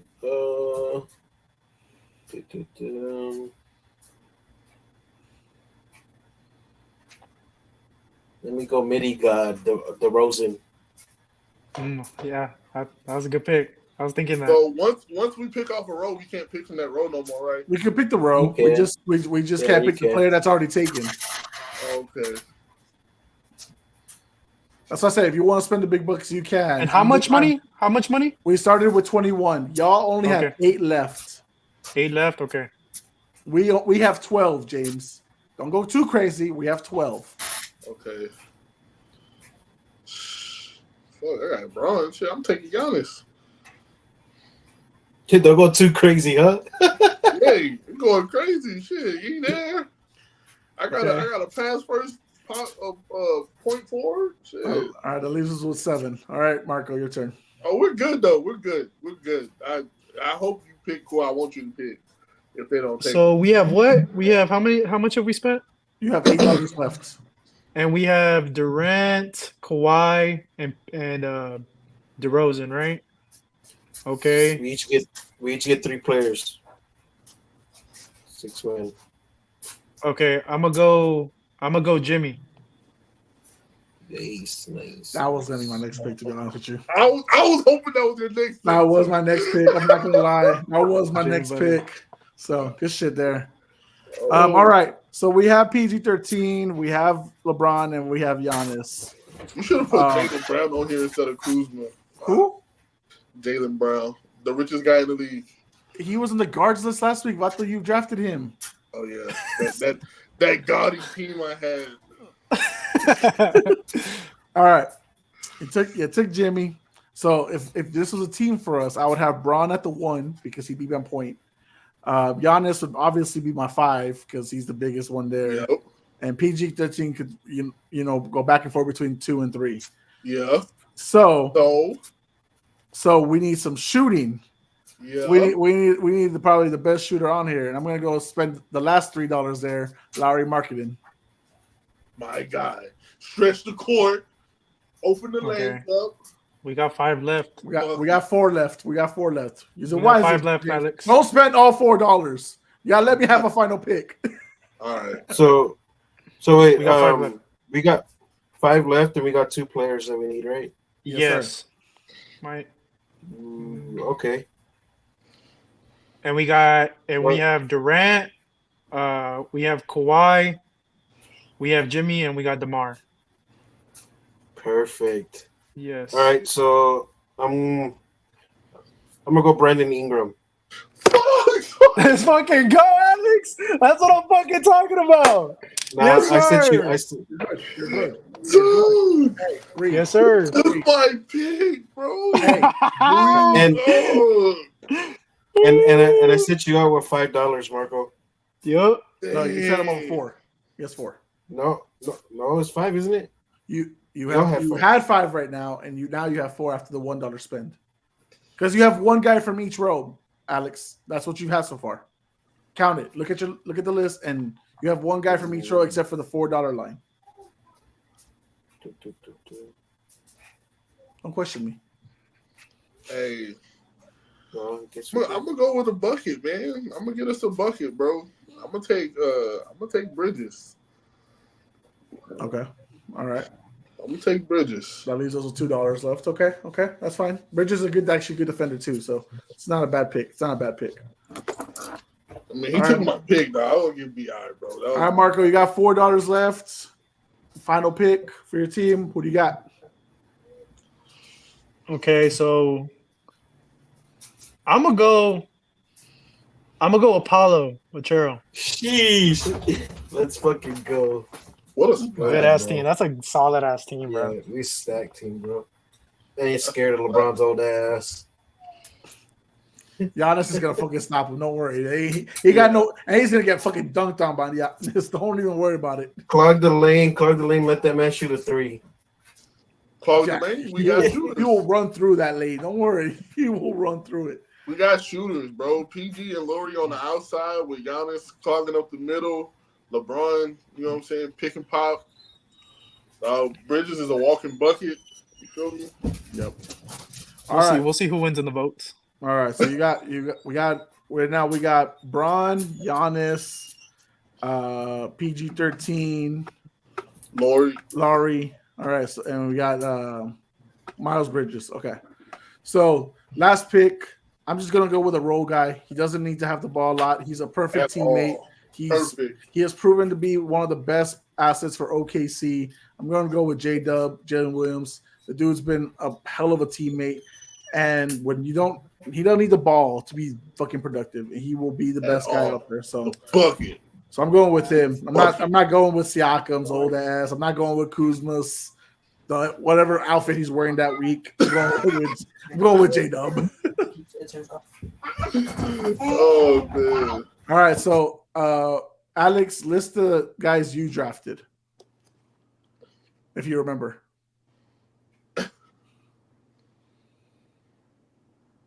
Alex? Marco, list off your team. Go ahead and list off your team, Marco. Okay. So, wait. So, what exactly do you want me to do? Just like tell me your team. Just tell me who your players are. Okay, hold on. Let me go to the list. Okay, so the players we got we got first Durant, and then we got Kawhi, and then we got DeMar, Jimmy Butler, and then we got Brandon Ingram, and then Paulo Banchero. All right, cool. And then our team, I'm just going to the order from the numbers that was spent. We got LeBron James, Giannis Antetokounmpo, we got Larry Marketing, we got PG-13, we got Miles Bridges, and we got J-Dub. I think we saved $1. And we got team, bro. We got a team. What are you talking about? We won, bro. What's your point? What's your point? Don't worry about it, bro. Just know that I got a point. Just know I got one. I don't need a point.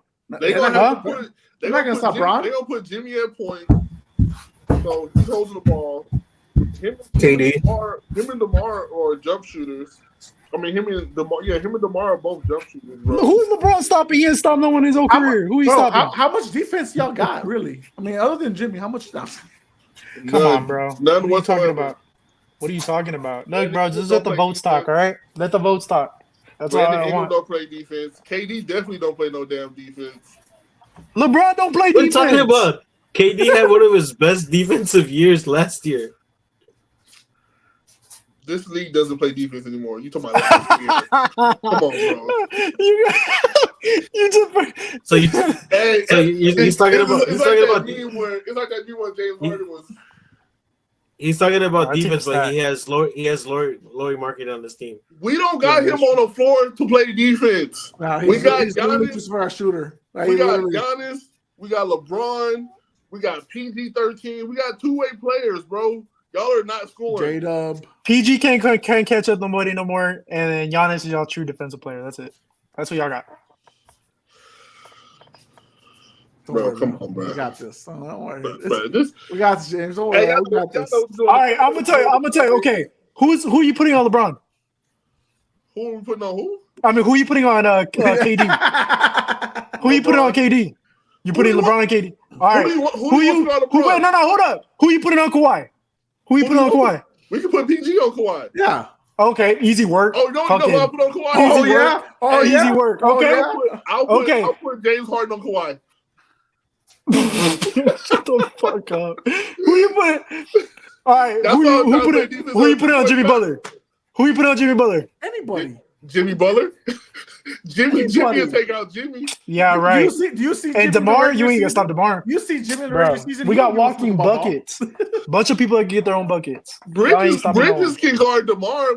We put Yo, you on him. wait. We're talking about Bridges gonna hit someone. He's gonna punch someone before he fucking even That's gets on the not floor. Miles He's not Bridges even be able to goofy. play. Hold on, James. Your only game plan for your team is to try to get us to the free throw line with Braun and Giannis. That's it. That's your only game plan because you ain't stopping them at the fucking rim. Other than that, it's Whatever, Lob bro. City. Brandon Ingram about to swat that shit. Swap that shit. He don't even do his hair. Y'all ain't gonna be able to defend us perimeter. Y'all's perimeter defense ass. Y'all ain't gonna be able to stop nobody. Who are your shooters? Have you seen J-Dub? Have you seen Miles Bridges? Who are your shooters outside of Kevin Durant? We got KD, bro. We got Kawhi. What do you mean? Kawhi can shoot. Even stop us in the mid range. Who's gonna stop us in the mid range? You got best mid range game right there. Kawhi and DeMar. Who are you gonna stop? They're Yeah, gonna exactly. stop That's what I'm saying, themselves, bro. Shut up. All of them. Don't worry. It's gonna be awesome. We'll see the votes. CZ's on. All right, but I got to dip. He says, Hey, this is stacked while James and Jose have who, and who. That's what I'm talking about. Let the votes talk. Well, the way Hey, but I got to dip, boys. All right, man. It was fun, bro. It was fun. I'll be here next week more than likely. So I'll see you next week. Take care, man. Later, homie. All right, buddy. Later. That's your teammate, Alex. Let's remember that. That's your teammate. He's wrong in every way. It's all right. Every team has a Kadarius Tony. Wow. You can at least let him be Rasheed Rice. No,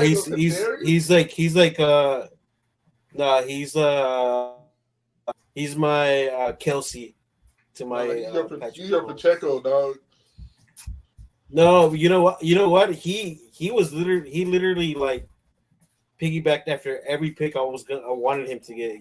He didn't skip. Like that motherfucker did not miss. I mean, y'all cut us off on some shit. Like he cut me off on Jimmy. You cut James off on Ingram. So it was just like shit. Like that's about it. You won a coin flip. That's all it was. Yeah, you was in my head, bro. Because I promise you, I was like, before every pick, I was like, man, I hope I was. Yeah, like, it's crazy. I promise you hit on Laurie, bro. I was hoping they didn't take Laurie. Yeah, I like the Laurie pickup because I think like stretch the floor, baby. Yeah, pick and roll, pick and toss. Like y'all's best outside shooter is freaking clearly KD. Like after that, it's like streaky as fuck. Oh, Trey, sexy, $15? Like no, don't worry about it, Trey. You're not. You didn't make the episode, bruh. No, that was dope. I like that. Nah, so I have more games for y'all. Obvious. If y'all are down, so it's now that it's back to normal, it's back to Alex versus James. If y'all are ready, let's go. No, I'm just kidding. It's consensus again. Sucker. All right. So, guys, y'all have to go consensus again. So we're going back to keep 2, cut 3. You ready? Come on, Alex. Alex, how are you feeling? You feeling good? Yeah, we're good. Okay, so I just came into the room. Go. All right. So keep 2, cut 3. First name up: Russell Westbrook, James Harden, Kevin Durant, LeBron James, Kawhi Leonard. 2010s edition.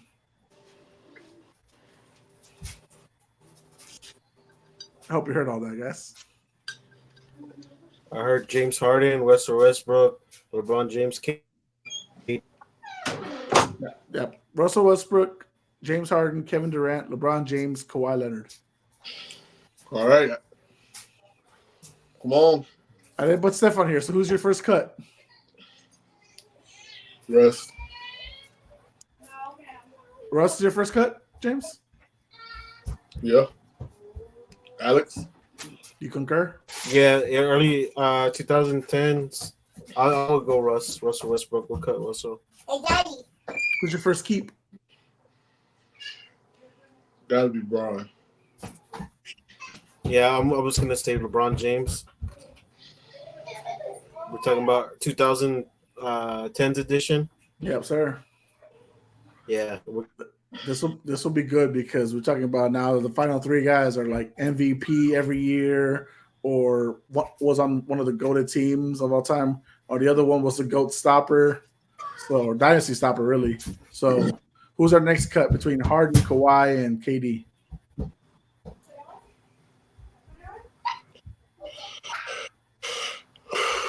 Gotta be hard, man. It has to. cut Harden. Yeah. Okay. All right. So who's our final keep and cut? I'm keeping KD. You gotta keep KD, dog. You gotta keep KD. You gotta keep KD, bro. Was that tough for Kawhi? Because obviously Kawhi had a hell of a 2010.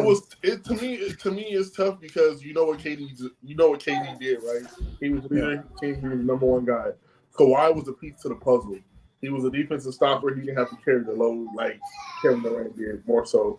But he still was a great player. Like, fucking phenomenal. Like, I hate him enough. CZ said, that motherfucker Marco ain't real. That was his ghost. That wasn't actually Marco. All right, guys.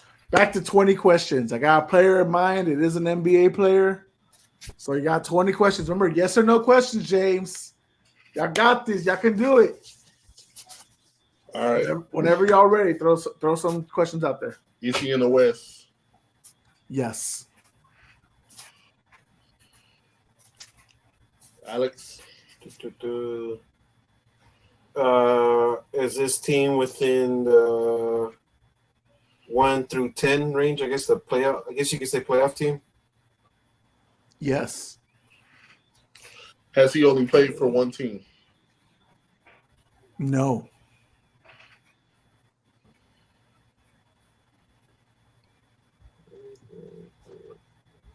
So he's in the West. Is he a guard? Good fucking question. No. Okay. Multiple teams. Not a guard. He's a big. Shit. Essentially a forward. Okay. Mm-mm. Is he Is he a former NBA championship member? I guess or championship. Can you repeat that? You cut out. Is he a champion? Is he a former champion? No.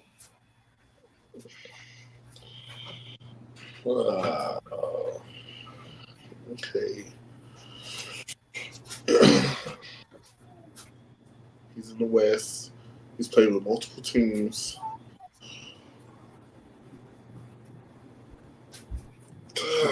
That's already 6 questions, boys. She's not a guard. Is his jersey number? His jersey number. Oh shit! No, I mean, go for it.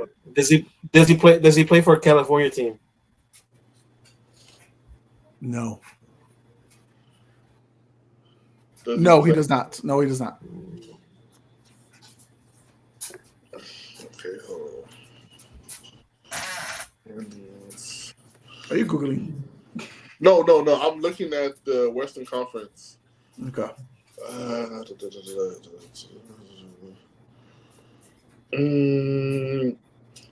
Alex, what did you ask about the team? You said they top 10. You said, what was your answer? Yes. Yeah. Yeah. They're a playoff team. Is this a bonus? No. No, they're not from California. Yeah, you wasted that one. Oh, you said it. Oh, you said they're not a team in California. Yeah, Team California. Can I guess again? Well, yes, but that was a guess. I wasted one. No, but how many guesses do I get? You have 12 left. You have 12 questions left to cut down. Gobert? Yes, that's actually who it is. Oh shit! Let's go. I just have to fucking just throw names out. Fucking get it. No, because I was looking at the teams. And I was looking at who's played from like their big man if they played for more than one team, and it's not a lot. Like Minnesota, you got Rudy Gobert. Like Denver, you got Aaron Gordon. I don't think there's nobody from OKC that I know. My next pick was gonna be Zubac from the Clippers. But Or Steven Adams. It could have been KD. Yeah, It could have been a lot of guys. No, he's a throw it former there. champion. Oh, that's right. He's a former champion.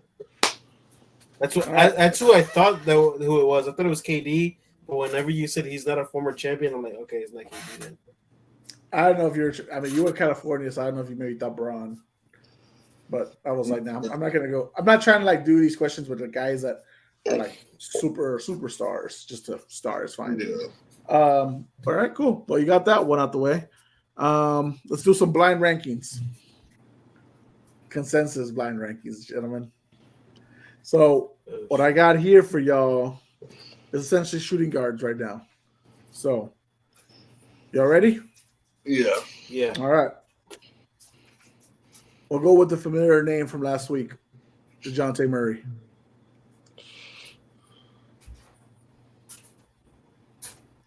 Put that guy at 5, bro. We gotta agree, right? Yeah, you gotta agree. All right, man. Fuck it, 5. 5? Oh shit! All right, cool. Next name up, Jordan Poole. Oh, put that man at 10, bro. You cut out. Next name up, Alex, was Jordan Poole. Oh shit. I guess we go 4. It's 1 through 5, James. It's 1 through 5. It's not. No, man, he deserves to go at 10. That man's atrocious, bro. There's not 10 options, Vato. You wasted your 5. Oh, all right. On straight just hate. It's not even like actual like shit. You put DeJounte at 5 for fucking straight hate. No, it's not. I mean, I think I would have liked him at 3, but I'm trying to agree with my partner. You don't have to agree. You can argue. That's the whole point of this. All right. Well, I forgot. My bad. All right. Yeah, put him at 4. All right. Damn. Klay Thompson. I like Klay, bro. Now? You like Klay now? He's been having one of the worst years, hasn't he? Yeah. I mean, he had to go to the bench, bro. He's been hurt. He's been playing. His psyche is all fucked up. Like, he's a shooter. This is like the fucking worst I'm shooting. Worst. Like, he's a shooter, like bro. Shooting guard like, right now. Shooter, shoot. He's a shooter. He's nothing else. He's not a defender. He's never been a defender. He's not a dunker. Not a high flyer. He can't dribble. He's a shooter. That's one job. Why do you think JJ Redick didn't last that long? All right, man. Put him at 3. Yeah. 3? Okay. Yeah. Jordan Poole should have been 5. I think. All right. Yeah, I know. Jalen Green. Oh, yeah. I like him at 2. Jalen's a bucket. He's a bucket. Jalen can for 2. Jalen Green from Houston. You put him at 1? Okay. He put him at 2. You want to put him at 1, Alex? He wants to agree with you. He doesn't want to debate. No, I will. No. Let's go 2. All right. The last name on here, Cam Thompson. He hasn't done shit this year, has he? No one in Brooklyn has. He's been mid. He's been very mid. But damn, we fucked this up. Yeah, but Cam had a pretty good year last year, or a good little stretch, right? Yeah, like a 5-game stretch. I would expect them to. Yeah, 5-game stretch. Got there. No, it was like the last month of the season, wasn't it? Where he had a good little stretch. Yeah. So as far as like points per game, DeJounte's number 1 from the guys from this list. DeJounte's 1, Cam is 2, Jalen 3, Clay 4, and Jordan Poole 5. So that's kind of Yeah, I would have never expected fucking Murray to be a 1 in any fucking. well. So the reason is because Trey Young's been hurt for a while now, so he took over and he got them into the play-in at least. So that's gonna be funny, Alex, if DeJounte and the Hawks eliminate the Bulls from playing. They probably will. Did you not see their fucking dunk earlier? The Bulls dunk was ridiculous.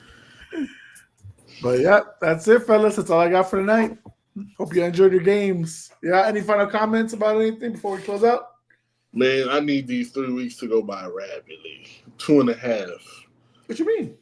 I need them to go by quick. I'm ready for this NFL draft, bro. It's in 2 weeks, not 3 weeks. 2.5, whatever. We already there. The draft is in 16 days.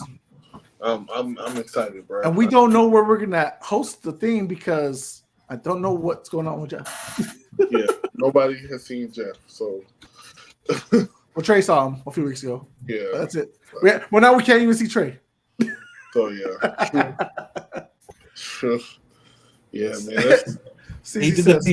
Jeff is the P Diddy. You go see him and you don't see the guy that's with him. Bro, what are you doing? Why are you putting that shit in?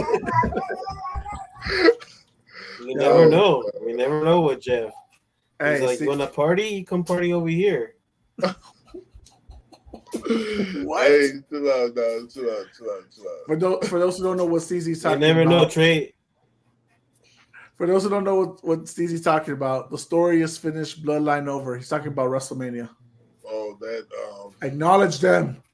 I'm not gonna talk about that. Okay, no, I gotta hear what's your beef. What's going on? What's going on? What's your beef? What's your beef? No. Ooh, Before he goes on. Like it. Okay. I'm not that I. Okay, wait. Let me rephrase. What are you? Are you a hater? Like it's not that I don't like it. It's just I was never a fan of it. Okay, I'm not gonna disrespect it because I know people love it. I'm just saying I was never a fan. That's it. Simply put, no disrespect on none of it. It's kind of fake, but yeah, it's kind of fake. So is everything you watch on TV. No, it's not, bro. What? Hey, what's your favorite TV show? Not really. I don't really have a favorite TV show. What's your favorite thing to watch on TV? Comedy. I Fake. like to laugh. What's fake? What's fake about comedy? What's fake about making people laugh? It's scripted. They write it down. They repeat it. Get the fuck out. They do it for your entertainment, right? It's fake. That's not real. Okay. My jokes are authentic. It's straight down the head. Okay, Matt Rife, calm down. But what's the whole WrestleMania thing that came out with Roman? What's the name? Roman Reigns. Does he have cancer? Yeah. Does he really have cancer? Oh, he's had cancer the whole time. He has leukemia. Like that shit don't go away. Oh shit. So he really? I didn't know that. I had no idea. So is that why all that happened went down like that? No.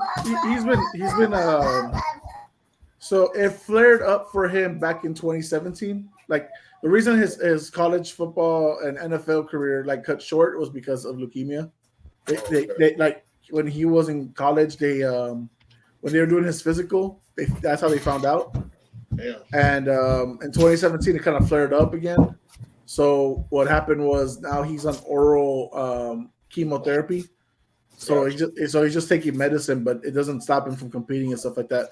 It was just time for him to lose the title. He had the title for almost 4 years in storyline, so he was about the most dominant in modern era. So that's kind of what it is. That's the reason he dropped it. And Cody finished the story. Good shit. I love WrestleMania. I'm a wrestling fan for life. And I was watching it with my boys, Monty, Kay, Steven. No, they're huge, bro. At every draft, they're like, "James, you want to do wrestling?" Like, they be thinking about it, bro.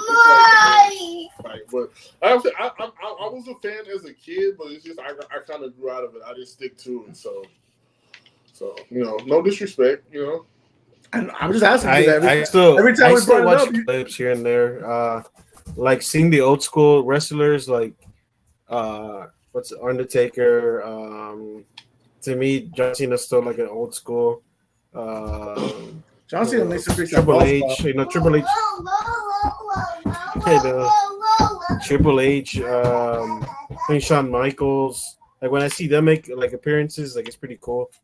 The Rock, I don't know, it just kind of like bothers me. Like he's only there for like main shit. He's not really there like Yeah, he's one of the biggest stars of all guess. time in WWE. Of course, he's gonna be the main shit. Like, he ain't gonna be fucking small fry. All right, bros. Well, I get at y'all boys later, man. We bored him. No, man, y'all ain't bored me, man. I'm gonna go. CZ said WWE is real. LeBronzo, chill. Respect, dog. Respect. And then he said Speed got RKO'd, bro. Dude was dead. I don't know. Shit was funny. I seen that video of it. Yeah, I showed Speed got his fucking gut fucking wrecked. Oh my god, he really left. He really this shit really bothers him. James, I don't know. It's James. It's okay. We love him, but damn, that was funny. All right, Alex, you got any final words before we close out? No, man. Just like how James said, the NFL draft should be coming around the corner. Nope. Hopefully, have time to watch it, man. I don't know if I'm going to be busy that day, but yeah, man, I'll be one of the first drafts I miss. If I'm gonna be pretty upset. That one, the first time actually the Bears picked number 1 actually, because last year they didn't pick number 1, so be a cool experience. Another cool fact is I don't think the Bears have ever, for their whole lifetime existence, they have never picked number 1 overall. How did that? I think I'm not too sure. Well, I don't think so. Maybe not in your lifetime, right? Maybe before Gonzalez. But dude, I mean, we'll see. I mean, hey, I'm just telling you, all you need is internet. You know, make sure you got internet at the house. We'll go to a new house. We'll all sit on lawn chairs and shit like that. Y'all can move in the next day and hook up a TV and boom. That's it. That's all we need, bro. We don't need you to move in completely in there. I'm just saying, I'll drive down there. I know James might We'll see. on Trey, maybe not. I don't know, but we'll figure out the details of all that stuff when we can. But guys, thank you for watching. Whether it was live, later on demand, whether you're listening on YouTube, Apple Podcasts, Spotify, all the good shit. Follow, like, share, subscribe, all the good shit, everything. TikTok's being a little hoe right now, but it is what it is. James being a little hoe right now. WrestleMania's over, James. It's okay. It will not hurt you no more. I show Speed got hurt. You did not. It's okay. But guys, thank you for watching. For Marco, James, Alex, I am Jose Garza. And I'm not gonna go with my whole Spanish name again. That was a little too much. But we are Puro Pinche Sports, and we are out. James is crazy.